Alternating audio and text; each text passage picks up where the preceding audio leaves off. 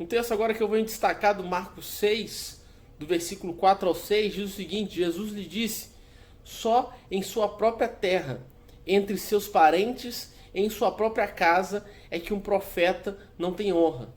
E não pode fazer ali nenhum milagre, exceto impor as mãos sobre alguns doentes e curá-los. E ficou admirado com a incredulidade deles. Então Jesus passou a percorrer os povoados ensinando.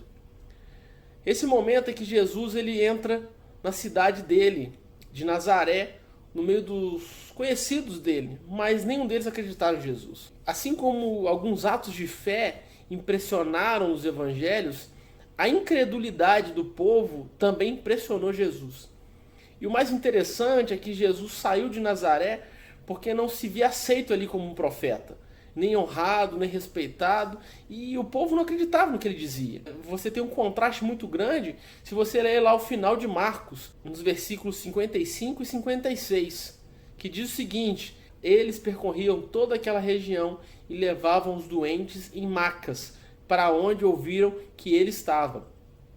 E aonde quer que ele fosse, povoados, cidades ou campos, levavam os doentes para as praças, suplicando-lhes que pudesse pelo menos tocar na borda do seu manto. E todos os que nele tocavam eram curados. Contrasta muito a falta de fé do povo de Nazaré com o povo dos povoados em volta, que simplesmente tocavam na manta deles, simplesmente tocavam na roupa deles, simplesmente se aproximavam de Jesus e já eram curados. Isso é muito interessante porque nós temos algumas situações a respeito de fé que a gente não entende. Existem alguns grupos que falam sobre fé na palavra de Deus que às vezes a gente tem um pouco de dúvida.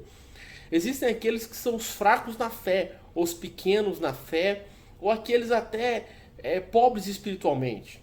Esse é um grupo de pessoas que de fato acreditam em Deus, acreditam em Jesus e alcançarão a salvação. Porém, são muito sensíveis, são muito frágeis, são como crianças na fé. Eles não entendem esse mesmo tipo de coisas, mas estão em processo de desenvolvimento espiritual. Então eles tendem a crescer, mas ainda são muito novos e ainda têm muitas dificuldades e determinados tipos de coisas são muito difíceis para eles entenderem ou se desenvolverem na presença de Deus.